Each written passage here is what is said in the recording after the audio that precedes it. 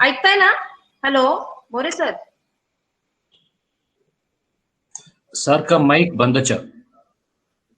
More sir स्वतःला unmute करा. हाँ सर.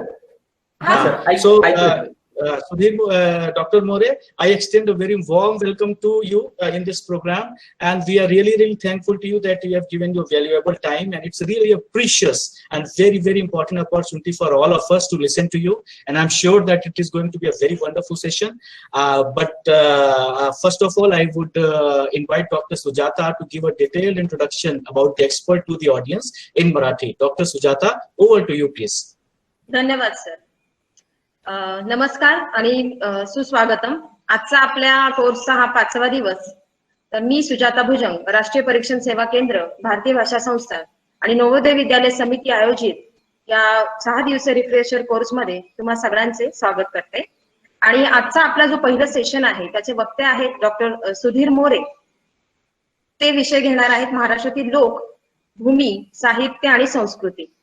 आणि सरांविषयी सांगायचं म्हणाल्यास तर सर हे सहाय्यक प्राध्यापक या पदावर डॉक्टर वसंतराव नाईक कला आणि सामाजिक विज्ञान शासकीय महाविद्यालय नागपूर येथे कार्यरत असून त्यांना अध्यापनाचा सुमारे 10 वर्षाचा अनुभव आहे. आणि मला इथे सांगण्यामध्ये आनंद होतोय की त्यांनी इथे पश्चिम विभागीय भाषा केंद्रामध्ये 4 वर्ष काम केलेलं आहे. द्वितीय भाषेचा अध्यापनाचा त्यांचा तगडा अनुभव आहे. आणि एक विशेष उल्लेखनीय बाब म्हणजे खरं तर 2 बाबी आहेत एक म्हणण्यापेक्षा. त्यांचं ह्या पदासाठी जे सिलेक्शन आहे ते MPSC मार्फत झालेलं आहे. एक आहे. आणखीन दुसरी विशेषणीय उल्लेखनीय बाब म्हणजे त्यांच्या एमफिलच्या प्रबंधासाठी मी त्यांचा विषय सांगते तुम्हाला. मराठीतली बनगरवाडी आणि हिंदीतील मैला आंचल यांचा तौलनिक अभ्यास या विषयासाठी त्यांना प्रबंधासाठी त्यांना पुणे विद्यापीठाचं डॉक्टर सुहासिनी लद्दू सर्वोत्कृष्ट प्रबंध हे पारितोषिक मिळालेलं आहे. आणि सरांचे बरेचसे रिसर्च पेपर प्रकाशित झालेले आहेत आणि त्यांना प्रशासकीय अनुभवाचा 4 वर्ष अनुभव देखील आहे. ते वॉर्डन म्हणून तिथे काम बघत होते वसंतराव नाईक इन्स्टिट्यूटला. आणि त्यांची PhDचा जो विषय आहे तो होता जागतिकीकरणाच्या परिणामासंदर्भात नव्वदोत्तरी मराठी आणि हिंदी साहित्यातील निवडक कादंबऱ्यांचा तौलनिक अभ्यास. Sir over to you.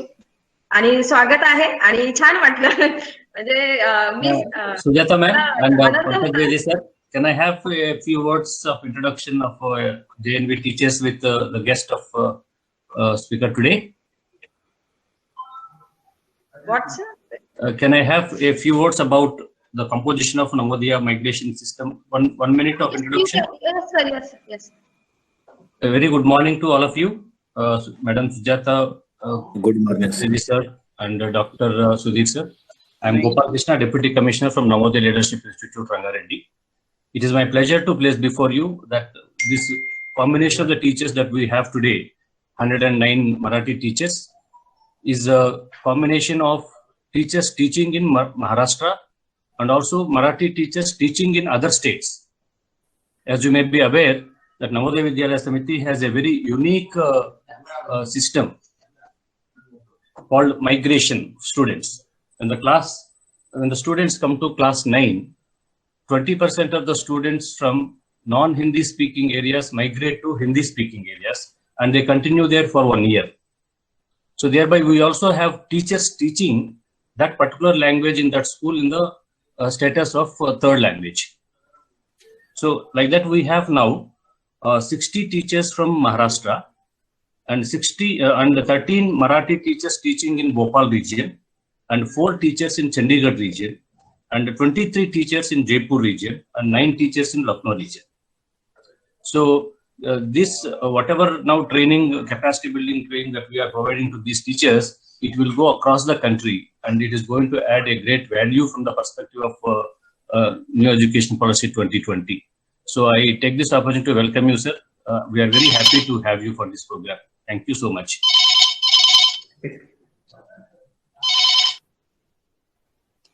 Sir सुरू करा. ठीक. हो धन्यवाद.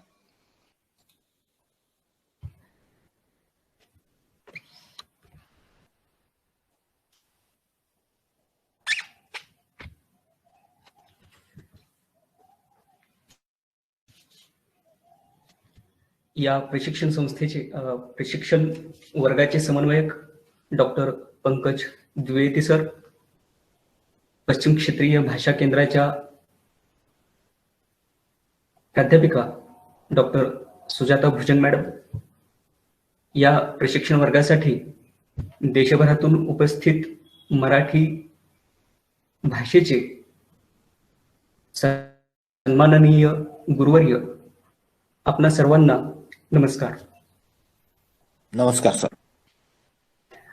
सर्वप्रथम मी काही या व्याख्यानाच्या मर्यादा या ठिकाणी स्पष्ट करू इच्छितो.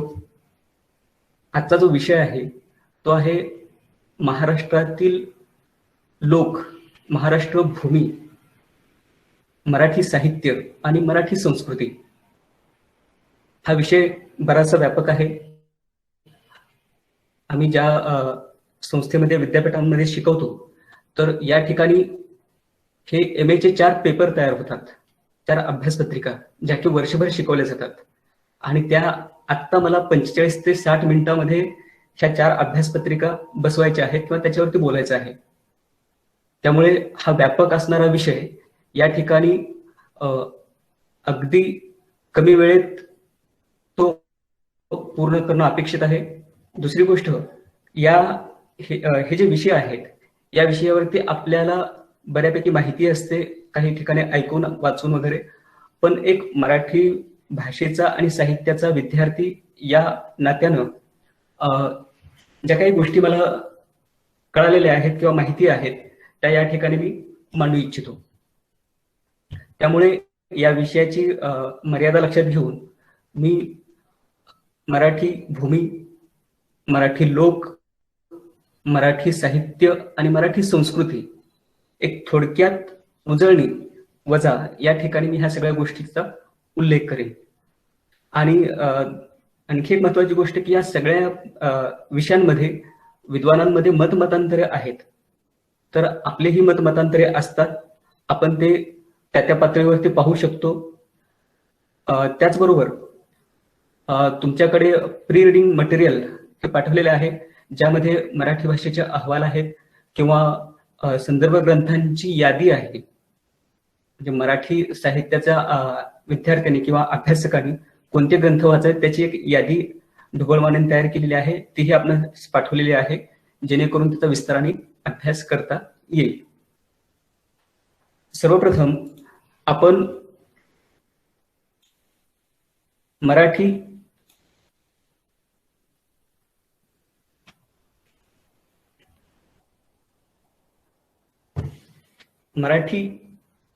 लोक, प्रदेश, साहित्य आणि संस्कृती या विषयाला सुरुवात करण्या अगोदर महाराष्ट्राची भूमी कशी आहे ते या ठिकाणी आपण पाहणार आहोत.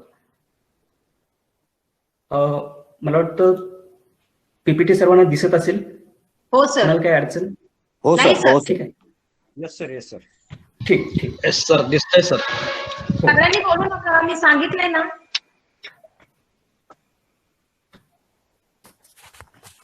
कवी गोविंदाग्रज यांनी महाराष्ट्र भूमीचे वर्णन करताना, गौरव करताना असं म्हटलंय की मंगल सर. देशा पवित्र. सर एक फक्त सूचना, तुम्ही स्लाइड शो ऑन करा ना, म्हणजे मोठी दिसेल PPT, त्यांना लिहून घेता हा, येईल. हा, ठीक आहे. ठीक ठीक तेवढंच. सॉरी. ठीक आहे. व्यवस्थित आता? हो सर. हो. कवी गोविंदाग्रज म्हणाले की मंगल देशा पवित्र देशा महाराष्ट्र देशा, प्रणाम घ्यावा माझा हा श्री महाराष्ट्र देशा. गोविंदाग्रजांनी हे अचूक असं वर्णन महाराष्ट्राचं केलेलं आहे. म्हणजे हा जो देश आहे तो पवित्र आहे, मंगल आहे, आणि महत्वाचं म्हणजे हा महाराष्ट्र आहे, ही जी एक भावना आहे ह्या ओळींमधून आपल्याला दिसून येते. महाराष्ट्र राज्याची स्थापना आपल्या सर्वांना माहिती आहे की 1 मे 1960 रोजी झालेली आहे. 1 मे 1960 असं जरी म्हणत असलो तर या महाराष्ट्र राज्याच्या स्थापनेसाठी 105 लोकांनी हौतात्म्य स्वीकारलेला आहे. संयुक्त महाराष्ट्राचा जो लढा आहे तो आपण सर्वांना माहिती आहे की हा मुंबईसह महाराष्ट्र मिळवण्यासाठी जे काही चळवळ करावी लागलेली आहे त्याच्यामध्ये महाराष्ट्राने जी काही आंदोलनं केलेली आहेत, जे काही सोसलेलं आहे ते आपल्या सर्वांना माहिती आहे. या राज्याला सुमारे 2000 पेक्षा जास्त वर्षांचा प्रांतिक, भाषिक आणि सांस्कृतिक असा इतिहास आहे. सातवाहन काळापासून सुरू झालेली ही अशी एक समृद्ध संस्कृती आहे, परंपरा आहे, जी आज तागायत सुरू आहे. महाराष्ट्रात साहित्य, संगीत, नाट्य, शिल्प, चित्र अशा विविध कला प्रकारांची भरभराट झालेली आपणास पाहायला मिळते. अजिंठा असेल, वेरुळा असेल, अशा बऱ्याचशा बाबींचा आपल्याला या ठिकाणी उल्लेख करता येईल. प्रादेशिकदृष्ट्या जर विचार केला तर दक्षिण भारत आणि उत्तर भारत या दोघांना जोडणारा असा हा आपला महाराष्ट्र आहे. आणि या अपूर्व संगमातून एक वैशिष्ट्यपूर्ण अशी संस्कृती जी महाराष्ट्राच्या इतिहासात महत्वाची आहे. दुसरी गोष्ट की आपण आपल्या महाराष्ट्राला जो एक प्रादेशिक भूगोल आहे त्याचा जर आपण विचार केला तर आपल्या लक्षात येईल की सह्याद्री या सह्याद्री पर्वताचं स्थान खूप महत्वाचं आहे. बऱ्याच वेळेस आपण वाचतो की हिमालयाच्या मदतीला सह्याद्री धावला वगैरे, तर याच्यातून सह्याद्रीचं महत्व लक्षात येतं. आणि मुळात हा सह्याद्री हा कठीण असा पर्वत आहे, कठीण दगडाचा असा पर्वत आहे आणि त्याच पार्श्वभूमीवर इथले लोक सुद्धा आहेत. तर या सगळ्याच्या अनुषंगाने आपल्याला विचार करावा लागेल. सर्वप्रथम आपण महाराष्ट्र नामाभिधान या मुद्द्याकडे येऊया की महाराष्ट्राचं नाव, हे महाराष्ट्र नाव कसं निर्माण झालं त्या संदर्भात काही उपपत्ती आहेत, पण यामध्ये खूप मतमतांतर आहेत. तज्ञ लोकांमध्ये मतमतांतर आहेत. एकाच मतावरती अद्याप आपण येऊ शकलेलो नाही. फक्त आपण वेगवेगळ्या मतांचा या ठिकाणी उल्लेख पाहूयात. तर महाराष्ट्र या देशनामाचा पहिला उल्लेख आढळतो तो 4थ्या शतकात मध्य प्रदेशातील सागर जिल्ह्यातील एरन या ठिकाणी युद्धात कामी आलेल्या नाग सैनिकांच्या स्मरणार्थ राजा श्रीधर वर्मा यांचा जो मुख्य रक्षक आहे सत्यनाग यांनी एक स्तंभलेख उभारलेला होता. आणि त्या स्तंभलेखात त्यांनी स्वतःचा उल्लेख महाराष्ट्र असा केलेला आहे. त्याचबरोबर वराह मिहिराच्या बृहत संहितेच्या 10व्या अध्यायात महाराष्ट्रीय या अर्थानं महाराष्ट्र हा शब्द आलेला आहे. काव्यादर्श या ग्रंथात दंडिनी जे 6व्या शतकात होऊन गेलेत त्यांनी सुद्धा महाराष्ट्रातील भाषा ही मुख्यतः प्राकृत आहे असं त्या ठिकाणी म्हटलेलं आहे. महाराष्ट्री प्राकृत या ठिकाणी त्यांना अभिप्रेत आहे. त्याचबरोबर चालुक्य वंशीय दुसरा पुलकेशी यांनी 3 महाराष्ट्रकांचा स्वामी असल्याचा उल्लेख केलेला आहे. हा उल्लेख आहे तो ऐहोळे या शिलालेखातला. आता हे 3 महाराष्ट्रक म्हणजे आजच्या काळातील वराड, कराड आणि खानदेश. वराड म्हणजे विदर्भ, कराड म्हणजे पश्चिम महाराष्ट्र आणि खानदेश या 3 महाराष्ट्रकांचे ते स्वामी असल्याचा उल्लेख आहे. इतिहासाचे विका राजवाडे यांनी महाराष्ट्राचा वसाहत काल या लेखात आणि राधा माधव विलास चंपू व महिकावतीची बखर या 2 ग्रंथांच्या प्रस्तावनेत महाराष्ट्र आणि त्याची उत्पत्ती याबद्दल सांगितलेलं आहे. ते म्हणतात की महाराज म्हणजे इंद्र किंवा महाराज संज्ञक भूपती. राजा ज्या भूमीवर राज्य करतो त्या भूमीला राष्ट्र म्हणतात आणि महाराजा ज्या भूमीवर राज्य करतो त्या भूमीला महाराष्ट्र म्हणतात. महाराष्ट्र ज्यांच्या भक्तीचा विषय ते महाराष्ट्रिक. अशा पद्धतीने विका राजवाडेंनी उत्पत्ती सांगितलेली आहे. त्याचबरोबर जॉन विल्सन यांनी मोल्सवर्थ कोशाच्या 2ऱ्या आवृत्तीसाठी लिहिलेल्या निबंधात ते म्हणतात की महारांचे राष्ट्र ते महाराष्ट्र अशी ती उकल आहे. त्याच्यानंतर येतात शंबा जोशी, मराठी संस्कृती काही समस्या या ग्रंथात त्यांनी या प्रदेशाचं नाव हे वेगळ्या पद्धतीनं मांडण्याचा प्रयत्न केलेला आहे. ते म्हणतात की महाराष्ट्र असे हे प्रदेशाचं नाव नसून ते मरहट्ट असे असावे. मरहट्ट हा कानडी शब्द असून मर म्हणजे झाड आणि हट्ट म्हणजे प्रदेश, झाडी मंडळ म्हणजे जंगलयुक्त प्रदेश. तर आपल्याला सर्वांना आठवत असेल की महाराष्ट्राचा उल्लेख हा दंडकारण्य असाही करतात. म्हणजे थोडस या ठिकाणी ते संयुक्तिक वाटेल अशा पद्धतीची ती मांडणी आहे. डिंबकृष्ण मुनी या महानुभावीय कवींच्या रिदुपूर महात्म्य या ग्रंथात सुद्धा महाराष्ट्र देशाच्या सीमा पुढील प्रमाणे सांगितलेल्या आहेत. ते म्हणतात विंध्याद्री पासोनी दक्षिण दिशेसी, कृष्णा नदी पासोनी उत्तरेसी, झाडी मंडळापासून पश्चिमेसी कुंकण पर्यंत महाराष्ट्र बोली जे याते, म्हणजे ते 1666 मधली मांडणी आहे. आणि आज जो अर्थ रूढ आहे तो महाराष्ट्र म्हणजे महान राष्ट्र. एकूणच ह्या वेगवेगळ्या उपपत्ती आहेत. त्याच्यातून महाराष्ट्र हे नामाभिधान कसं निर्माण झालेलं आहे हे सांगण्याचा प्रयत्न केलेला आहे. पुढचा मुद्दा आहे तो महाराष्ट्रातील लोक. महाराष्ट्रातील लोक कसे आहेत याबाबत या मुद्द्यावरती विचार करणं अपेक्षित आहे. डॉक्टर भांडारकर यांनी असं मत मांडलेलं आहे की ज्यांच्यावरून या प्रदेशाला महाराष्ट्र हे नाव पडले ते रक्तवंशाचे लोक ते महाराष्ट्राचे मूळ रहिवासी आहेत. ही एक मांडणी आहे. इरावती कर्वे यांनी त्यांच्या अभ्यासातून जी पाहणी केली त्यानुसार त्यांनी एक मत मांडलेलं आहे. ते म्हणतात की मराठी लोक मिश्र युरोपीय ऑस्ट्रेलियड आहेत. मूळ दीर्घमस्तक असलेल्या लोकांमध्ये मध्यम रुंद डोक्याचे कोणी लोक येऊन हे मिश्रण झाले असावे. मध्यम रुंद डोक्याचे लोक युरोपीय असावेत, ही त्यांची एक मांडणी आहे. त्याचबरोबर इथल्या लोकांच्या त्वचेचा रंग काळा ते गव्हाळ, डोळे तपकिरी, केसाचा रंग काळा ही वैशिष्ट्ये असल्याचे आपल्याला दिसून येतात. त्याचबरोबर पिंगट केस, गोरा रंग, घारे डोळे असणारे लोक कोकण किनारपट्टीवरती आपल्याला पाहायला मिळतात. महाराष्ट्रातल्या लोकांची उंची ही मध्यम किंवा बुटकी, डोक्याचा आकार लहान ते मध्यम, नाक मध्यम ते मोठे, आणि इथले लोक हे नाकेले कमी दिसतात.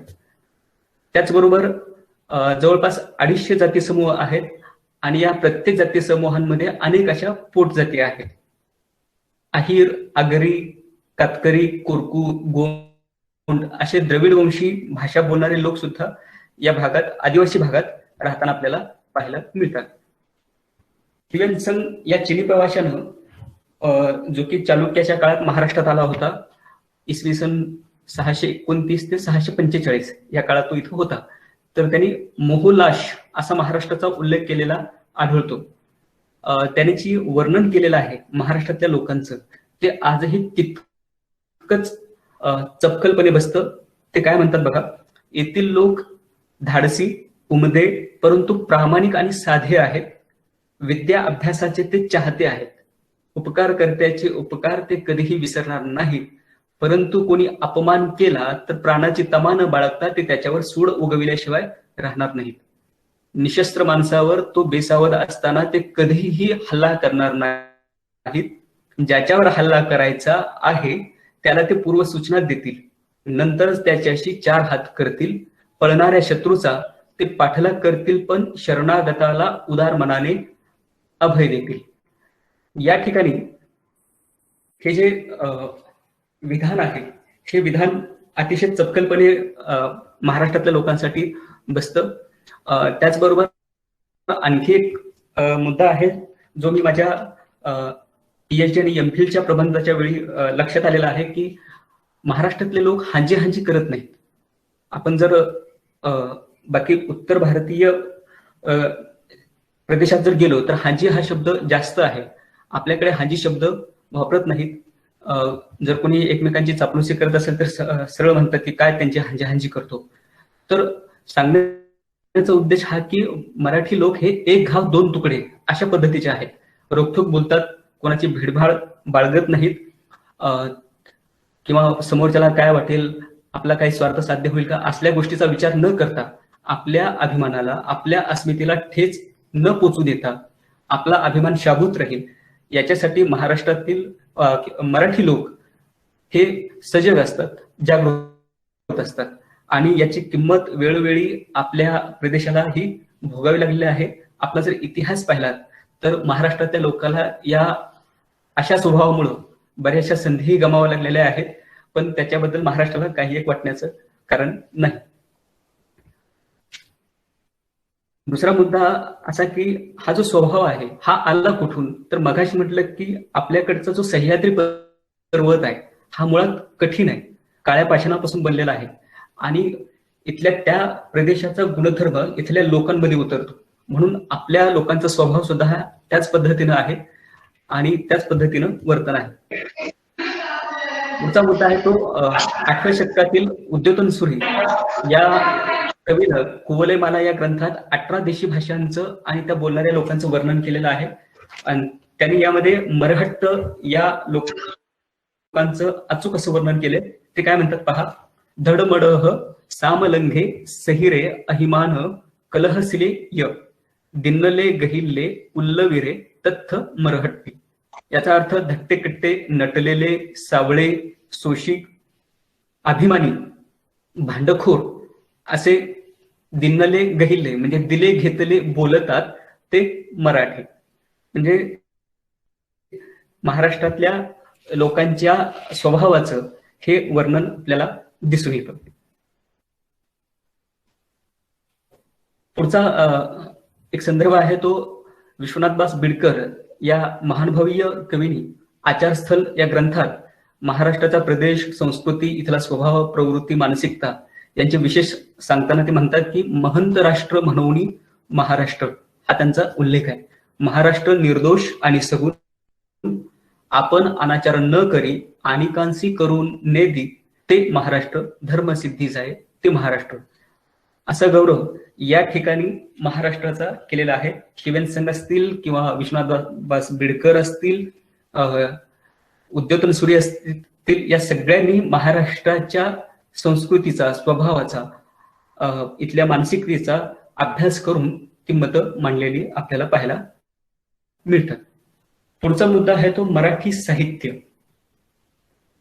इथली मराठी भूमी, मराठी लोक, याच्यावर तुम्ही मराठी भाषेचा अभ्यास केलेला आहे. या सगळ्याचा अभ्यास केल्यानंतर आपण येतो ते मराठी साहित्याकडे. मुळात मराठी साहित्याला दीर्घ अशी एक आणि उज्ज्वल अशी एक परंपरा आहे. आपल्या मराठी साहित्यानं भारतीय भाषांमध्ये भारतीय साहित्याला अनेक प्रकारच्या देणग्या दिलेल्या आहेत. ज्या जसं की दलित साहित्य ही मराठी साहित्याची देणगी आहे, जे नंतर संपूर्ण भारतीय साहित्यामध्ये आलेले आहे. त्याचबरोबर आपल्याकडे जी साहित्य संमेलनं होतात हेही या ठिकाणी महत्वाचं आहे. दिवाळी अंक केवळ महाराष्ट्रातच दिवाळी अंक प्रकाशित होतात, इतर ठिकाणी होत नाहीत माझ्या माहितीप्रमाणे. याबाबत आता आपण सर्वजण संपूर्ण भारतभर आहात. जर कोणाला आढळले इतर भाषांमध्ये दिवाळी अंक वगैरे तर मला नक्की कळवा. पण माझ्या माहितीप्रमाणे दिवाळी अंक हे मराठी साहित्यातच असल्याचे दिसून येतात. तर अशी दीर्घ आणि उज्ज्वल अशी परंपरा असणाऱ्या या मराठी साहित्याचा आता आपण थोडक्यात उहापोह या ठिकाणी करणार आहोत. गाथा सप्तशती हा महाराष्ट्रीय भाषेतील ज्ञात असा आद्य ग्रंथ आहे. हा इसवी सन 2ऱ्या शतकातला, हा हाल सातवाहनाच्या काळातला हा ग्रंथ आहे. हे आद्य लोकसाहित्य आहे गाथा सप्तशती. आत्ता ज्यावेळेस मराठी भाषेला अभिजात भाषेचा दर्जा देण्याची जी काही चर्चा सुरू आहे, अहवाल दिले गेले आहेत, त्यामध्ये गाथा सप्तशती या ग्रंथाला विद्वानांनी मान्यता दिलेली आहे. आणि आपण ते केंद्रीय समितीकडे त्या संदर्भातील पुरावेही देऊन आपली मराठी भाषा ही जवळपास 2 ते 2.5 हजार वर्षापूर्वी जुनी असल्याचं सिद्ध केलेले आहे. एकूणच 2000 ते 2200 वर्षापासून मराठी भाषा व साहित्याची सुरुवात असल्याचं दिसून येतं. सर्वप्रथम आपण महानुभाव संप्रदाय व महानुभाव साहित्य यांचा आढावा या ठिकाणी आपण घेणार आहोत. महानुभाव संप्रदाय हा 13व्या शतकात निर्माण झालेला संप्रदाय आहे. महानुभाव संप्रदायानं मराठी गद्य हे एक मोठी देणगी दिलेली आहे मराठी साहित्याला, मराठी गद्याची. त्यामुळे महानुभाव संप्रदाय व महानुभावीय साहित्य या ठिकाणी महत्वाच्या भूमिकेत आहे. चक्रधर स्वामी यांनी हा महानुभाव संप्रदाय स्थापन केला. या चक्रधर स्वामींच्या काळातील महाराष्ट्र कसा होता हे सुरुवातीला आपण पाहणं आवश्यक आहे. कुठलंही साहित्य पाहत असताना तत्कालीन सामाजिक, सांस्कृतिक, धार्मिक, आर्थिक, राजकीय परिस्थिती पाहिल्यानंतरच आपल्याला तिथल्या साहित्याचा अभ्यास करता येतो. तर त्या अनुषंगानं चक्रधरकालीन महाराष्ट्र कसा होता हे पाहणं गरजेचं आहे. त्या काळात देवगिरीच्या यादवांची सत्ता होती. राजा रामदेवराव यादव हे सत्तेवर होते. अत्यंतिक धर्मश्रद्धे असं वातावरण होतं. लोकांचा बराच वेळ हा व्रतवैकल्यात जात होता. देवगिरींच्या यादवांचे पंतप्रधान हेमाद्री पंडित यांनी चतुर्वर्ग चिंतामणी हा ग्रंथ लिहिलेला आहे. त्या चतुर्वर्ग चिंतामणी या ग्रंथामध्ये जवळपास 1,500 ते 2,000 व्रत सांगितलेली आहेत आणि ही व्रत करण्यातच इथल्या लोकांचा जास्तीत जास्त वेळ जात होता. अंधश्रद्धा प्रचंड बोकाळलेली होती. इथल्या लोकांचा भूताकेतांवर विश्वास होता. चातुर्वर्ण्याची मिराजदारी समाजात वाढलेली होती. एकूणच ह्या पद्धतीनं समाज दिसून येतो. असं जरी असलं तरी इथला जो राजा आहे तो कलाप्रेमी होता, साहित्यप्रेमी होता आणि त्यांनी इथल्या कलावंतांना, कवींना मोठा राजाश्रय दिल्याचेही आपल्याला दिसून येतं. चक्रधर स्वामींचा या ठिकाणी सर्वप्रथम अभ्यास करणं गरजेचं आहे. चक्रधर स्वामींनी ज्ञान आणि भक्ती यांचा समन्वय करून आपल्या तत्वज्ञानाचा प्रसार केलेला दिसतो. इथल्या सामान्य देवतांचे प्रस्थ कमी केलं. चातुर्वर्ण्याची जी पद्धत आहे ती बंद करण्यासाठी त्यांनी त्यांच्यावरती हल्ला चढवला. त्याचबरोबर आपल्या पंथात म्हणजे महानुभाव पंथात स्त्रिया, शूद्र, ब्राह्मण, क्षत्रिय अशा सर्वांनाच संन्यास घेण्याची सोय निर्माण करून दिली. संन्यासाने जातीभेद न मानता कोणाकडूनही भिक्षा घ्यावी अशा पद्धतीची अपेक्षा त्यांनी त्या ठिकाणी केलेली आहे. संपूर्ण अहिंसा आणि कडकडीत वैराग्य यांचं पालन संप्रदायात अपरिहार्य मानलेलं आहे. सगळ्यात महत्वाचं म्हणजे त्यांनी धर्माचे जे रहस्य इतर संप्रदाय त्या भाषेत देत होते त्याच पद्धतीनं महानुभावाचं तत्वज्ञानही आपल्या जनभाषेत म्हणजेच मराठीत सांगण्याचा प्रयत्न केलेला आहे. आणि हे सगळ्यात मोठं सांस्कृतिक कार्य आहे जे चक्रधर स्वामींनी आणि पुढे संत ज्ञानेश्वरांनी केलेलं आहे की लोकभाषा असणारी मराठी तिचा पुरस्कार करून आपलं तत्वज्ञान लोकांना सांगितलेलं आहे. पुढचा मुद्दा येतो ते महानुभावांचे वाङ्मय. मुळात हे महानुभावीय साहित्य हे पंथनिष्ठेवर आधारलेलं आहे. म्हणजे संप्रदाय जो आहे त्या संप्रदायावरती आधारित असं हे सगळं साहित्य आहे. यामध्ये पंथाच्या प्रवर्तकांची चरित्र आहेत, लीळा आहेत, वचनं आहेत, आख्यायिका आहेत, पंथीय तत्वज्ञान आहे, आचार धर्म आहे. त्याचबरोबर या पंथाचा प्रसार करणं हाही एक विषय आहे. ही सगळी साहित्याची भूमिका या ठिकाणी आपल्याला दिसून येते. गद्य आणि पद्य अशा दोन्ही माध्यमातून त्यांनी साहित्य निर्मिती केलेली आहे. या ठिकाणी सर्वप्रथम आपण गद्याचा विचार करू. इसवी सन 1283 मध्ये माहीम भटांनी लीळा चरित्र हा पहिला आद्य चरित्र ग्रंथ लिहिला. आद्य चरित्र ग्रंथ. चरित्र कोणाचं तर चक्रधर स्वामींचं. महानुभाव संप्रदायाचे जे प्रवर्तक आहे चक्रधर स्वामी त्यांचं हे चरित्र.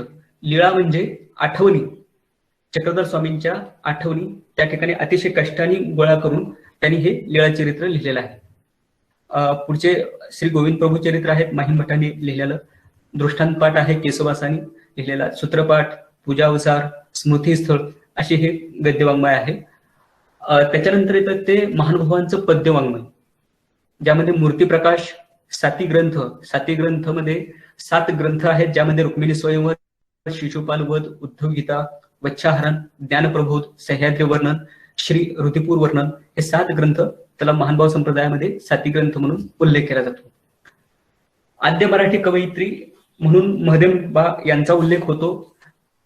महदंबा यांनी धवळे निर्माण केलेले आहेत. धवळे म्हणजे लग्नात गावायाची वरविषयक गीते त्याला धवळे म्हणतात. याच महदंबांनी मातृकी रुक्मिणी स्वयंवर हाही ग्रंथ निर्माण केलेला आहे. एकूणच 13व्या शतकातील महानुभावांच्या साहित्य निर्मितीने मराठी वाङ्मयाला समृद्ध केलं. मराठीत गद्य चरित्र लेखनाचे श्रेय हे महानुभावांच्या कवींना जातं.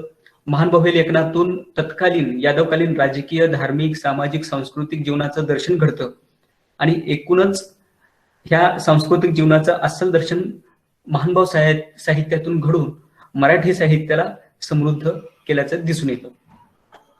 पुढचं साहित्य तर ते संत साहित्य. महाराष्ट्राला वारकरी संप्रदायाची मोठी परंपरा आहे. याच वारकरी संप्रदायानं संत साहित्य निर्माण केल्याचं दिसून येतं. 13व्या शतकापासून या पंथाने मराठी ग्रंथकारांना प्रेरणा दिलेली आहे. सुशिक्षित, अशिक्षित, ज्ञानी, अज्ञान, उच्च, कनिष्ठ अशा सर्व स्तरावरील व्यक्तींना या साहित्याने मोहिनी घातल्याचं दिसून येतं. या वारकरी पंथाचा किंवा भागवत संप्रदायाचा पाया संत ज्ञानेश्वरांनी घातलेला आहे. संत ज्ञानेश्वर म्हणजेच ज्ञानयोगी, प्रज्ञावंत, तत्वज्ञ व प्रतिभाशाली कवी असा अपूर्व संगम असणारे संत म्हणजे ज्ञानेश्वर. आता या संत साहित्याचा अभ्यास करण्यापूर्वी सुद्धा तत्कालीन सामाजिक जीवन कसं होतं हेही पाहणं गरजेचं आहे. ज्ञानेश्वर आणि चक्रधर स्वामी हे एकाच काळातले आहेत, 13व्या शतकातले. महानुभाव संप्रदाय अत्युच्च टोकावर असतानाच संत साहित्य सुरू झाल्याचं आपल्याला पाहायला मिळतं. त्यामुळे अशा वातावरणामध्ये ज्ञानेश्वर येतात. संत ज्ञानेश्वरांनी ज्ञानेश्वरी किंवा ज्याला आपण भावार्थ दीपिका हे एक अजरामर असा ग्रंथ मराठी साहित्याला दिलेला आहे. भगवद्गीतेवरील मराठीतील ही पहिली ओवीबद्ध अशी ही टीका आहे. गीतेतील तत्वज्ञान सर्वसामान्य बहुजन वर्गाला उपलब्ध करून दिलेलं आहे. मुळात गीता ही संस्कृतमध्ये होती आणि ती इथल्या सर्वसामान्य लोकांपर्यंत त्या गीतेतलं तत्वज्ञान पोचत नव्हतं आणि ते गीतेतले तत्वज्ञान लोकभाषा असणाऱ्या मराठीत आणण्याचं सगळ्यात महत्वाचं सांस्कृतिक कार्य हे संत ज्ञानेश्वरांनी केलेलं आहे. त्यामुळे ज्ञानेश्वरी हा अजरामर असा ग्रंथ आहे. ज्ञानेश्वरीचं महत्व सांगताना आचार्य विनोबा भावे यांनी एक सूत्र मांडलेलं आहे. ते म्हणतात की मराठी साहित्य वजा ज्ञानेश्वरी बरोबर शून्य. म्हणजे मराठी साहित्यातून ज्ञानेश्वरी जर वजा केली तर शून्य राहील, अशा पद्धतीचा गौरव ते ज्ञानेश्वरीचा करतात. ज्ञानेश्वरीमध्ये 18व्या अध्यायात शेवटी जे पसायदान मागितलेलं आहे हे पसायदान म्हणजे एक वैश्विक मोठेपण आणि संत ज्ञानेश्वरांचं साधुत्व सिद्ध करणार आहे. म्हणजे ह्या विश्वाच्या कल्याणासाठी ईश्वराकडे जे जे मागायचं आहे ते संत ज्ञानेश्वरांनी मागितलेलं आहे. ही वैश्विक भावना या ठिकाणी सगळ्यात महत्वाची असल्याचं आपल्याला दिसून येतं. संत ज्ञानेश्वरांचे अमृतानुभव, हरिपाठाचे अभंग आदी रचना आपल्याला माहिती आहे. पुढचे संत आहेत ते नामदेव. मुळात संत ज्ञानेश्वर आणि नामदेव हे समकालीन आहेत. नामदेव हे ज्ञानेश्वरांपेक्षा वयानं मोठे आहेत, पण अधिकारवाणीनं संत ज्ञानेश्वर हे मोठे ठरतात. तर संत नामदेव यांनी ही जी मानवतेची उपासना शिकवून भागवत धर्माची जी पताका आहे ती पंजाब पर्यंत नेल्याची आपल्या सर्वांना माहिती असेल.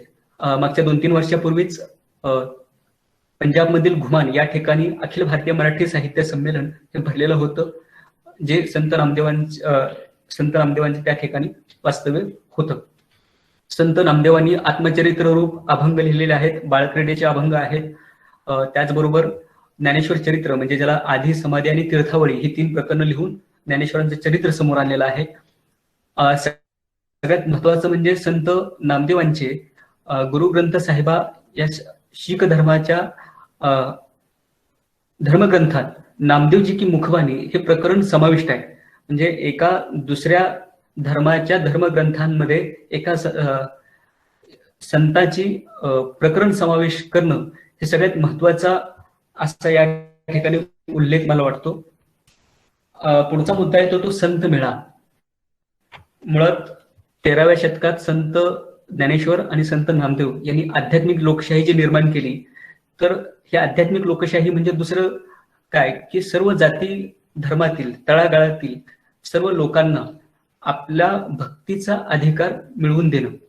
तर त्या पार्श्वभूमीवरती ही जी सांस्कृतिक चळवळ आहे याच्यातून आध्यात्मिक आणि धार्मिक लोकशाहीचा जन्म झाला. यामध्ये गोरा कुंभार असतील, सावता माळी असतील, नरहरी सोनार असतील, चोखामेळा, सोयराबाई, बंका, निर्मळा, कर्ममेळा, सेना महाराज, मुक्ताबाई, जनाबाई, कान्होपाता अशा विविध जाती धर्मातील तळागाळातील संतांचा या ठिकाणी आपल्याला उल्लेख करावा लागेल. यानंतर येतात ते संत एकनाथ.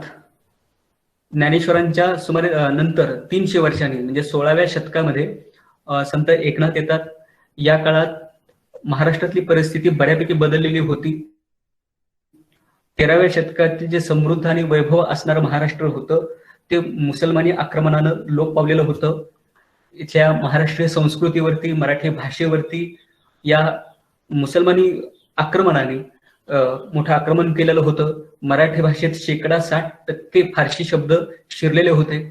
वातावरण भ्रष्ट झालेलं होतं. अज्ञानी, अविवेकी, ढोंगी प्रवृत्तीचे लोक एकनाथांनी जवळून बघितले होते आणि ते लोक जवळून बघितल्यामुळेच साहित्यातून तशा पद्धतीचं त्यांनी प्रबोधन केल्याचं दिसतं. महत्वाचं म्हणजे संत एकनाथांनी मोगली साम्राज्यात मरगळलेल्या समाजाला जागृत करण्याचं कार्य केलेलं आहे. ते भारुडाच्या माध्यमातून लोकप्रबोधन केलेलं आहे. एकनाथांनी पंडित आणि विद्वानांसाठी चतुश्लोकी भागवत आणि एकनाथी भागवत हे ग्रंथ निर्माण केले. मध्यमवर्गीयांसाठी रुक्मिणी स्वयंवर व भावार्थ रामायण लिहिलेलं आहे. सर्वसामान्य तळागाळातील लोकांसाठी त्यांनी भारुड गवळणी रचलेले आहेत. या निर्मितीतून हे स्पष्ट होतं की इथला जो मरगळलेला समाज आहे त्याला जागृत करण्यासाठी आपल्या साहित्याची जी काही भूमिका असते ती एकनाथांनी पूर्ण केलेली आहे. पुढचे संत आहेत ते संत तुकाराम, जे संत ज्ञानेश्वरांनी रचलेला जो भागवत संप्रदाय आहे त्या इमारतीवर कळस होण्याचं भाग्य संत तुकारामांना लाभलेलं आहे. आध्यात्मिक अनुभवाचा अत्युच्च आनंद संत तुकारामांनी आपल्या अभंगातून मांडलेला आहे. आजही संत तुकारामांचे अभंग आपल्या सर्वांच्या जिभेवरती असतात.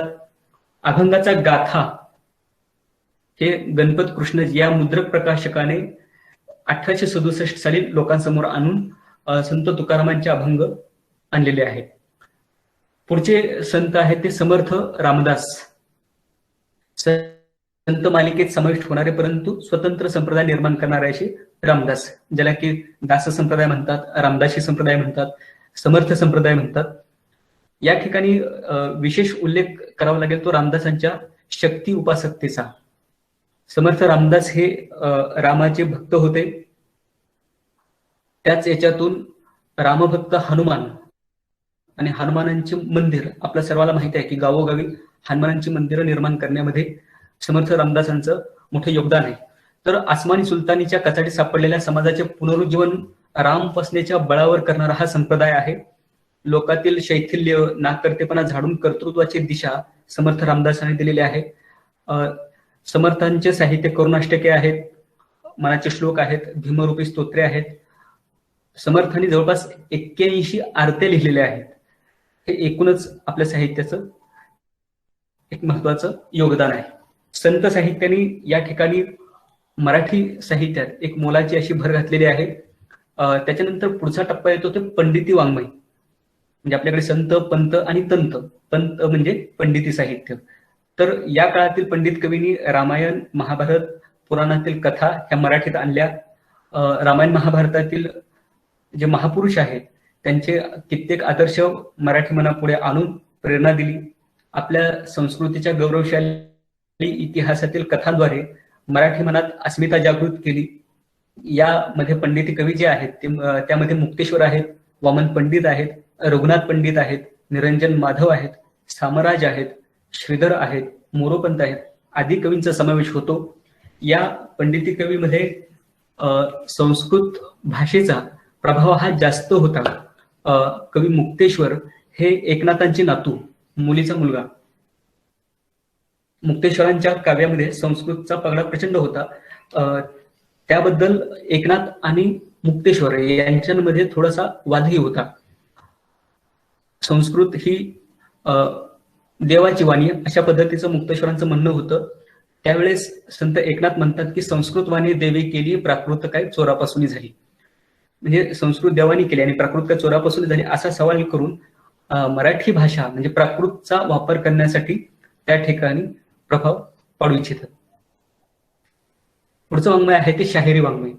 हा शाहिरी वाङ्मयाचा जो काळ आहे तो शिवाजी महाराजांच्या काळापासून शाहिरी वाङ्मयाला सुरुवात झाल्याचं आपल्याला वेगवेगळ्या संदर्भावरून दिसून येतं. मुळात शाहिरी साहित्यात थोर व्यक्तींच्या पराक्रमाच्या गोष्टी असल्याचं आपल्याला दिसून येतं.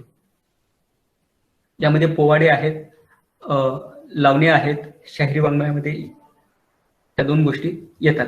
मनाला भावणारी काव्यरचना, आकर्षक सादरीकरण, उत्कृष्ट प्रसंग वर्णन आणि प्रोत्साहक काव्य हे गुणविशेष या शाहिरी वाङ्मयाचे सांगता येतील.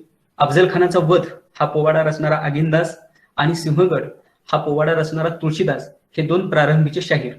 आणि त्यांच्यानंतर शाहीर परशुराम असतील, शाहीर राम जोशी असतील, कोणाजी बाळा असतील, शाहीर प्रभाकर असतील, शाहीर अनंत फंदी असतील, शाहीर सगनभाऊ असतील, हे वेगवेगळे प्रसिद्ध असे शाहीर आपल्याला त्या काळात दिसून येते. या शाहिरांनी पोवाडे रचले, लावण्या रचल्या आणि एकूणच इथल्या वीरत्वाला एक चालना दिल्याचं आपल्याला दिसून येतं. पुढचं साहित्य आहे ते बखर वाङ्मय. एक वैशिष्ट्यपूर्ण असा हा साहित्य प्रकार आहे. साधारणतः 13व्या शतकापासून बखर साहित्य उपलब्ध होताना आपल्याला दिसतं. बहुतेक बखरी ह्या मराठ्यांच्या पराक्रमाचे वर्णन करणाऱ्या आहेत. ह्या अभिमानाच्या जरी असल्या तरी केवळ एक साहित्य प्रकार म्हणून बखरीकडे पाहावं लागेल, कारण इतिहासाचा संदर्भ म्हणून बखरींचा उपयोग करणं योग्य ठरणार नाही. याबाबत विका राजवाडेंचं एक विधान असं आहे की एक अस्सल तुकडा, पुराव्याचा एक अस्सल तुकडा हा बखरींपेक्षा सरस ठरतो. म्हणजे थोडक्यात बखरींचा इतिहास म्हणून, इतिहासाचा संदर्भ म्हणून उपयोग करणं योग्य ठरणार नाही, अशा पद्धतीचं ते सांगणं होतं. या बखरींमध्ये भाषेचा थाट, वर्णनशैली, व्यक्तिदर्शनातील हातोटी, संभाषणातील निवेदनाची बहार आणि शब्दाशब्दातून व्यक्त होणारा स्वाभिमान यामुळे एक वेगळा साहित्य प्रकार म्हणून या बखरींचं महत्व आपल्याला सांगता येईल. शिवपूर्व काळातील महिकावतीची बखर आणि राक्षसतागडीची बखर या 2 बखरी आढळतात. शिवकाळातील बखरी ज्या आहेत त्या आहेत सभासदाची बखर, भोसले वंशचरित्र, मल्हार रामराव चिटणीस, शिवछत्रपतींचे सप्त प्रकरणात्मक चरित्र या शिवकालीन बखरी आहेत. पेशवे काळातही अनेक बखरी होऊन गेलेल्या आहेत. त्यापैकी पानिपतची बखर, भाऊसाहेबांची बखर आदी बखरी प्रसिद्ध आहेत. आता या ठिकाणी एक मोठा असा बदल आहे. तो म्हणजे इसवी सन 1818 मध्ये मराठी सत्ता संपून ब्रिटिशांचा अंमल महाराष्ट्रावरती सुरू झालेला आहे. 1818 मध्ये दुसरा बाजीराव हा पेशवा होता. याच्या नाकर्तेपणामुळं ब्रिटिशांनी मराठी सत्तेला पराभूत करून आपली सत्ता या ठिकाणी अंमलात आणली. ते वर्ष म्हणजे 1818 आणि इथूनच खऱ्या अर्थानं आर्थिक, सामाजिक, राजकीय जे काही बदल आहेत ते या ठिकाणी आपल्यास पाहायला मिळतात. ग्रँट डफ या इतिहास तज्ञाने असं एक विधान केलंय की केवळ मूर्खपणाने साम्राज्य घालवण्याचे असे दुसरे उदाहरण सापडणार नाही. म्हणजे हे जे खूप कष्टाने मिळवलेलं जे काही साम्राज्य आहे ते केवळ मूर्खपणाने घालवल्याचं हे उदाहरण असं ते म्हणतात. दुसरी गोष्ट, युरोपामध्ये औद्योगिक क्रांती होत होती आणि त्याचाच एक भाग म्हणून मुद्रणाचा शोध ही क्रांतिकारक घटना या ठिकाणी घडलेली आहे.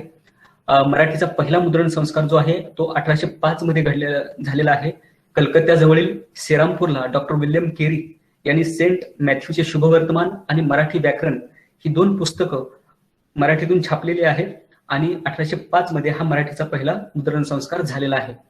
1818 ते 1874 हा जो काळ आहे त्याला भाषांतर युग म्हणतात. 1818 ते 1874 त्याला भाषांतर युग म्हणजे या काळातील बहुतांश साहित्य हे भाषांतरित असेल, रूपांतरित असेल किंवा आधारित अशा पद्धतीचं होतं. इथली जी सत्ता होती ती ब्रिटिश सत्ता होती. यांनी इथल्या लोकांशी जोडण्यासाठी मराठीचा वापर मोठ्या प्रमाणावर सुरू केलेला होता. त्याच्यामध्ये त्यांचे वेगवेगळे छुपे अजेंडे होते, जसे की धर्माचा प्रचार करणं असेल किंवा आपली सत्ता राबवणं असेल. त्याच्यातूनच त्यांनी भाषांतराला उत्तेजन दिलं, बक्षिसं दिली. इतकंच काय, दक्षिणा प्राईज कमिटी नावाची कमिटी सुद्धा स्थापन केली की जी वेगवेगळ्या भाषांतराला बक्षिस देत होती आणि त्याच्यातून उत्तेजन देत होती. या सगळ्या काळावरती द वा पोतदार यांनी मराठी गद्याचा इंग्रजी अवतार या ग्रंथामध्ये असं म्हटलेलं आहे की तारागण पुष्कळ उगवला पण तमोनाशक चंद्र कोठेच उगवला नाही. म्हणजे या काळामध्ये भाषांतर रूपांतर खूप झाली, पण इथला जो स्वतंत्र निर्मितीचा जो काही एक महत्वाचा टप्पा आहे तो काही दिसत नाही. त्या पार्श्वभूमीवरती हे विधान येतं. पुढचा जो काळ आहे तो 1874 ते 1920, ज्याला आपण निबंधमाला युग असं म्हणतो. या ठिकाणी स्वतंत्र साहित्याच्या निर्मितीस चालना मिळालेली आहे. विष्णू शास्त्री चिपळूणकरांनी 1874 मध्ये निबंधमाला सुरू केली. ही जी निबंधमाला आहे, या निबंधमालेतून विष्णू शास्त्री चिपळूणकरांनी स्वधर्म, स्वभाषा, स्वाभिमान, स्व इतिहास याची जाणीव करून इथला जो मरगळलेला समाज आहे त्याला जागृत करण्याचं कार्य विष्णू शास्त्री चिपळूणकरांनी केलेलं आहे. आणि ते त्याबद्दल एक उद्गार करतात की मी मराठी भाषेचा शिवाजी आहे, मी मराठी भाषेचा शिवाजी आहे, असं त्यांचं ते उद्गार आहे. हा जो काळ आहे हा काळ प्रबोधनाचा सुद्धा आहे. 1874 ते 1920 वेगवेगळ्या पद्धतीनं प्रबोधनं होत होती, राजकीय पातळीवरती आंदोलनं होत होती, ब्रिटिशांशी वेगवेगळ्या पातळीवरती संघर्ष होत होता. ह्या सगळ्यातून हा काळ पुढे जाताना आपल्याला दिसून येतो. या निबंधामध्ये विष्णू शास्त्री चिपळूणकर असतील, गोपाळ गणेश आगरकर असतील, लोकमान्य टिळक असतील, शिम परांजपे असतील, या सगळ्यांनी आपापल्या नियतकालिकातून, आपापल्या वृत्तपत्रातून ब्रिटिशांवरती हल्ले चढवलेले आपल्याला दिसून येतात. कवितेच्या बाबतीत विचार केला तर कवी केशवसूत असतील, रेव्हरंड नारायण वामन टिळक असतील, बालकवी असतील, गोविंदाग्रज असतील, या कवींनी स्वतंत्र अशी निर्मिती करून या ठिकाणी एक आधुनिक अशा मराठी साहित्याकडे वाटचाल सुरू केल्याचं आपल्याला दिसून येतं. कथा कादंबरीच्या बाबतीत ही सांगता येतील की हरिभाऊ आपटे असतील, दिवाकर कृष्ण असतील, VC गुर्जर असतील, नाह आपटे असतील किंवा नाथ माधव असतील, या सगळ्यांनी कथा कादंबरीच्या माध्यमातून आधुनिक साहित्य सुरू केल्याचं आपल्याला दिसून येतं.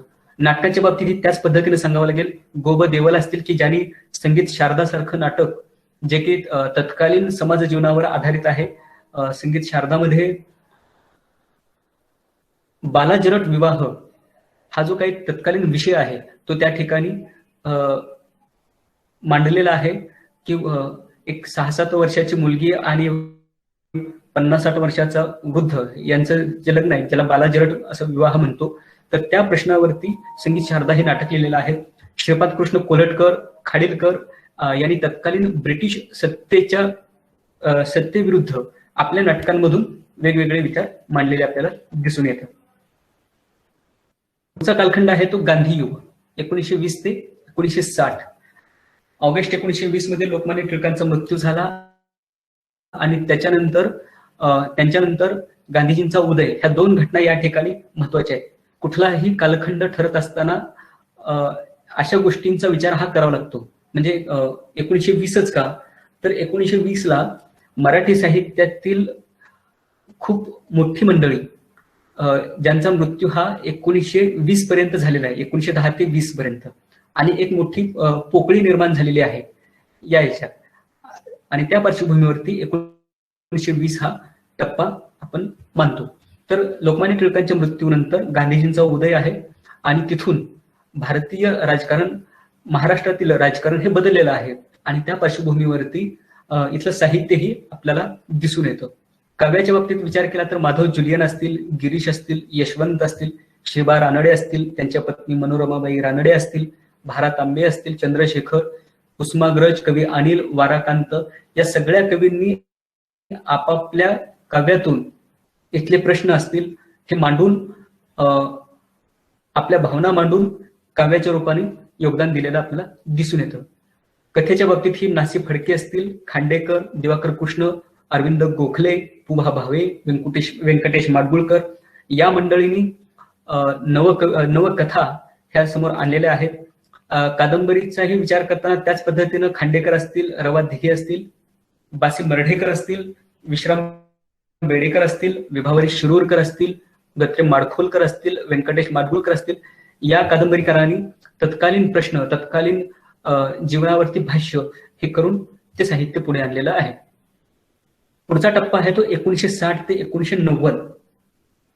यापूर्वी आपण सांगितलं की 1 मे 1960 रोजी महाराष्ट्र राज्याची निर्मिती झालेली आहे. 15 ऑगस्ट 1947 भारताला स्वातंत्र्य मिळालं. त्याच्यानंतर 1 मे 1960 संयुक्त महाराष्ट्राच्या चळवळीच्या यशानंतर 1 मे 60 महाराष्ट्र राज्याची निर्मिती झाली. या सर्व पार्श्वभूमीवरती मराठी साहित्याची मरगळ ही झटकताना दिसते. म्हणजे या अर्थाने 47 असं अपेक्षित होतं की स्वातंत्र्य मिळालं म्हणजे इथल्या जातींमधला जो तेढ आहे, भेद आहे, तो कमी होईल, धर्माचं प्राबल्य कमी होईल, इथल्या विषमता कमी होईल, ज्या काही एक अपेक्षा होत्या त्या अपेक्षा पूर्ण होतील अशी जी भावना होती ती स्वातंत्र्य मिळाल्यानंतर होती. पण 47 ते 60 पर्यंत येईपर्यंत ही भावना कुठेतरी विरली आणि असं लक्षात आलं की आपला भ्रमनिराश झालेला आहे. कारण स्वातंत्र्य मिळूनही आपल्याला स्वातंत्र्य मिळालेलं नाही हे कुठेतरी दिसत होतं. आणि त्याच्यातूनच कवी सुरेश भट यांच्या ओळी येतात की उषकाल होता होता काळ रात्र झाली, अरे पुन्हा आयुष्याच्या पेटवा मशाली. म्हणजे थोडक्यात 1960 नंतरचं जे साहित्य आहे हे 60-उत्तरी साहित्य हे वेगवेगळ्या प्रवाहांना एकत्र घेऊन पुढे जाताना दिसून येतं. यामध्ये ग्रामीण साहित्य असेल, दलित साहित्य असेल, आदिवासी साहित्य असेल, स्त्रीवादी साहित्य असेल, या सगळ्यांचा विचार या ठिकाणी करावा लागतो. कवितेच्या बाबतीत विचार केला तर दिलीप पुरुषोत्तम चित्रे असतील, नामदेव ढसाळ असतील, नारायण सुर्वे, अरुण कोलटकर, वसंताबाजी ढाके, पुशी रेगे, सुरेश भट, विंदा करंदीकर असतील, या सगळ्यांनी आपापल्या कवितांमधून ही भावना प्रकट केलेली दिसते. कथा कादंबऱ्यांच्या बाबतीतही त्याच पद्धतीने आपल्याला म्हणावं लागेल. नाटकांमध्ये हे शिरवाडकर असतील, पु ल देशपांडे असतील, वसंत कानेटकर असतील, विजय तेंडुलकर असतील, यांनी ज्वलंत असे विषय हाताळून समाजातील जे काही विषमता आहेत त्या समोर मांडण्याचा प्रयत्न केलेला दिसून येतो. पुढचा कालखंड येतो तो नवोत्तर साहित्य, म्हणजे 1990 नंतर ते आजतागायतचं हे जे साहित्य आहे त्याला आपण नवोत्तर हा शब्द किंवा ही संकल्पना वापरतोय. 1990 या टप्प्यावरती भारताने जागतिकीकरणाचा स्वीकार केलेला आपल्याला दिसून येतो. उदारीकरण, खाजगीकरण, जागतिकीकरण, LPG, लिबरलायझेशन, प्रायव्हेटायझेशन, ग्लोबलायझेशन. तर ह्या संकल्पना स्वीकारल्या आणि आपली जी अर्थव्यवस्था आहे ती कॉर्पोरेट भांडवलशाहीकडे वळलेली आपल्याला दिसून येते. आता बघायला गेलं तर जागतिकीकरण हा एक आर्थिक मुद्दा झाला, पण याचे परिणाम संपूर्ण समाजावरती, समाजातल्या प्रत्येक क्षेत्रावरती हे परिणाम आपल्याला दिसून येतात. या जागतिकीकरणातून सामाजिक सांस्कृतिक दृष्टीनं जग हे एक सपाटीकरणाची जी काही प्रक्रिया आहे ती या ठिकाणी सुरू झालेली आपल्याला दिसून येते. आता हे सपाटीकरण म्हणजे काय की वेगवेगळ्या प्रदेशाच्या ज्या संस्कृती आहेत त्या नष्ट करणं. म्हणजे आपण मगाशी म्हटलं की महाराष्ट्राची एक संस्कृती आहे तर ती नष्ट करणं आणि जगाची एकच एक संस्कृती तयार करणं, हे जे सपाटीकरण आहे ते या प्रक्रियेत होतं. या जागतिकीकरणाने अतिशय क्लिष्ट अशी प्रश्न उपस्थित केलेले आहेत. जसं की खेडी आहेत ती ऊस पडलेली आहे, इथला ग्रामीण जीवन कोलमडलेलं आहे, शेतकऱ्यांच्या आत्महत्या आहेत, प्रादेशिक भाषिक अस्मिता प्रचंड वाढलेल्या आहेत, महानगरांना सूज आलेली आहे. तर हे सगळे जे प्रश्न आहेत हे सगळे प्रश्न इथला मराठी साहित्यिक लेखक, ज्यामध्ये कवी असतील, कथाकार असतील, कादंबरीकार असतील, नाटककार असतील, हे सर्व आपापल्या पातळीवरती हे प्रश्न समजून घेत होते आणि आपल्या साहित्यातून ते प्रश्न मांडत होते. कवितेच्या बाबतीत विचार केला तर श्रीधर तिळगे असतील, हेमंत दिवटे असतील, मंगेश नारायण काळे असतील, प्रवीण दशरथ बांदेकर असतील, प्रफुल्ल शिलेदार असतील, या सगळ्यांनी हे जे जागतिकीकरण आहे या जागतिकीकरणातून जे काही समाजात प्रश्न निर्माण केलेले आहेत ते प्रश्न या ठिकाणी मांडलेले आहेत. कादंबरीत ही शांता गोखले असेल, शांता गोखले यांची त्या वर्षी नावाची कादंबरी आहे. या कादंबरीमध्ये शांता गोखलेंनी धर्म आणि त्या अनुषंगानं इथली हिंसा या एका ज्वलंत अशा प्रश्नावरती त्यांनी ती कादंबरी मांडलेली आहे. अनिल दामले असतील, संजय भास्कर जोशी असतील, मेघना पेटे असतील, कविता महाजन असतील, सदानंद देशमुख असतील. सदानंद देशमुखांची 12 मास याच पार्श्वभूमीवरती आहे. एक उद्ध्वस्त खेड त्या ठिकाणी सदानंद देशमुख दाखवून देतात. प्रवीण दशरथ बांदेकर असतील किंवा राजन गवसकर असतील, यांच्याही कादंबऱ्यातून हाच एक सूर आपल्या समोर दिसून येतो. कथेच्या बाबतीत ही मिलिंद बोकील, मेघना पेठे, सदानंद देशमुख, सानिया भारत सासने हे कथाकार हे सगळे प्रश्न मांडताना दिसतात. नाटकाच्या बाबतीत ही असंच म्हणावं लागेल. नाटक हा जो साहित्य प्रकार आहे हा ज्वलंत प्रश्नांना हात घालणारा आणि लोकांपर्यंत पोचणारा असा एक प्रकार आहे. यामध्ये प्रेमानंद गजवी असतील, दत्ता भगत असतील, राजीव नाईक, मकरंद साठे, संजय पवार, अजित दळवी, मनस्विनी लता रवींद्र, प्रशांत दळवी या नाटककार मंडळींनी इथले जे प्रश्न आहेत ते लोकांसमोर मांडण्याचा प्रयत्न केलेला आहे. हे जागतिकीकरणाचे जे मार्मिक प्रश्न आहेत ते या ठिकाणी आपल्याला दिसून येतात. एकूणच आजचे लेखक हे गंभीरपणे लिहित असल्याचं आपल्याला दिसून येतं. हा झाला साहित्याचा प्रवास. आता मराठी संस्कृतीच्या बाबतीत विचार करत असताना ही संस्कृती ही व्यापक अशी संकल्पना असल्याचं आपल्याला दिसून येतं. या संस्कृतीमध्ये धर्म येतो, परंपरा येते, भौतिक विद्या येतात, कला येतात, अशा अनेक बाबींचा अंतर्भाव हा होताना दिसून येतो. आता ही संस्कृती निर्माण करण्यासाठी तिथल्या प्रदेशाची भाषा असते, भौगोलिक सीमा असतात, राजसत्ता असते आणि ह्या सगळ्या गोष्टींचा किंवा या घटकांचा अत्यंत मोलाची मदत संस्कृती निर्माण होण्यासाठी होत असते. महाराष्ट्राला 2-2.5 हजार वर्षाचे वैभव संपन्न असा इतिहास आहे. कला विद्यांचा विकास झालेला आहे, ज्यामध्ये नाट्य असेल, कला असेल, संगीत असेल, चित्रपट असेल, शिल्पकला, या सगळ्या कलांचा या ठिकाणी समावेश होतो.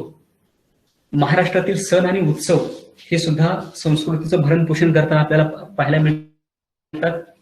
महाराष्ट्रात संपूर्ण वर्षभर विविध सण उत्सव मोठ्या आनंदात आणि उत्साहात पार पाडले जातात. या सणातून सामाजिक सांस्कृतिक ऐक्य निर्माण होतं. हा एक सांस्कृतिक मूल्य या सण उत्सवांना असतं. यातले बरेचसे सण जे आहेत ते निसर्गाशी जोडलेले आहेत, पर्यावरणाशी जोडलेले आहेत, ज्यामध्ये खाली मी यादी दिलेली आहे. पाडवा असेल, अक्षय तृतीया वगैरे, हे सगळे जे सण आहेत हे महाराष्ट्राच्या अशा व्यापक वैचारिक व सांस्कृतिक परंपरांचं दर्शन घडविणाऱ्या असल्याचं आपल्याला दिसून येतं. इथल्या संस्कृतीला समृद्ध करणारं अशी दुसरी संस्कृती म्हणजे खाद्य संस्कृती.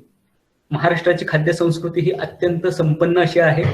मानवी आरोग्याचा विचार करून निसर्ग आणि पर्यावरणाचा समतोल साधून तयार केलेलं हे परिपूर्ण असं पाकशास्त्र आहे. सात्विकता आणि वैविध्य हे महाराष्ट्राच्या खाद्य संस्कृतीचं वैशिष्ट्य म्हणावं लागेल. आपल्याकडचे जे प्रांत आहेत जसं की कोकण, मराठवाडा, खानदेश, विदर्भ, पश्चिम महाराष्ट्र असा प्रांतवार या खाद्य संस्कृतीचा विचार करावा लागेल. या प्रत्येक ठिकाणी वेगवेगळ्या पद्धतीचे पदार्थ तयार केले जातात, त्यांच्या चवी बदलल्या जातात. काही ठिकाणी तिखट जास्त असतं, कमी असतं, हे सगळ्या गोष्टींचा विचार करून इथल्या संस्कृती ह्या पाहायला मिळतात. एकूणच या सगळ्यांचा विचार करता समारोपाच्या शेवटाकडे मी येतोय. 11:30 वाजलेले आहेत. तर समारोप करताना मी असंच म्हणेल की ही महाराष्ट्राची जी भूमी आहे ही संतांची आणि वीरांची आहे. वीरत्व आणि वैराग्य या परंपरा इथं एकत्र नांदताना आपल्याला पाहायला मिळतात.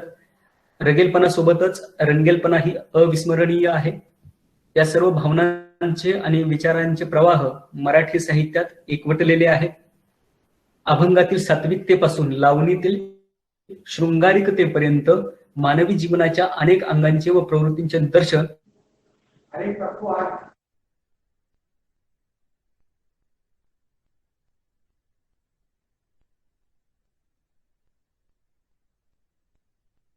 Sir, hello. More sir, your voice is not audible. More Sir, sir, आवाज can you hear me? I think he's lost his connection. More sir, hello.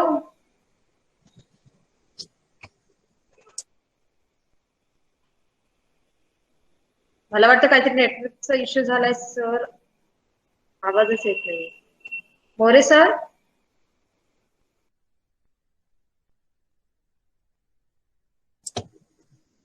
Shweta madam, just wait for a while. I have spoken to him over phone. I think he will soon be able to overcome the problem.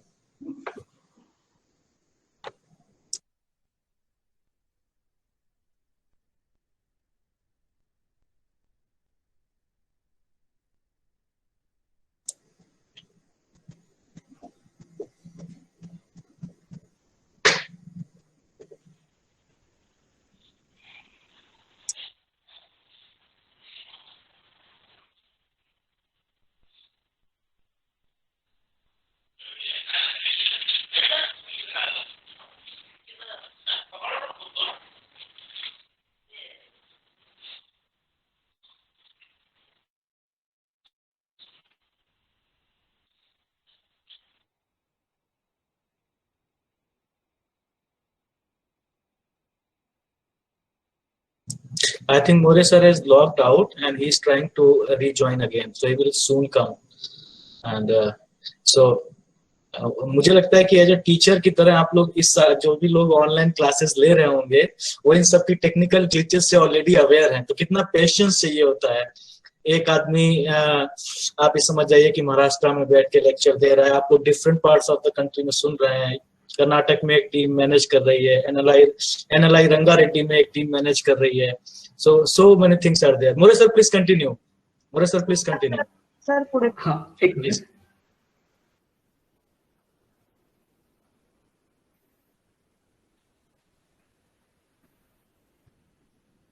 Sir madam we can hear you sir, please continue, we can hear you. हो sir, आवाज येतोय। हा, बोला तुम्ही। बरं madam, शेवटापर्यंत होतं की मध्येच कुठं कट झालेलं होतं हे?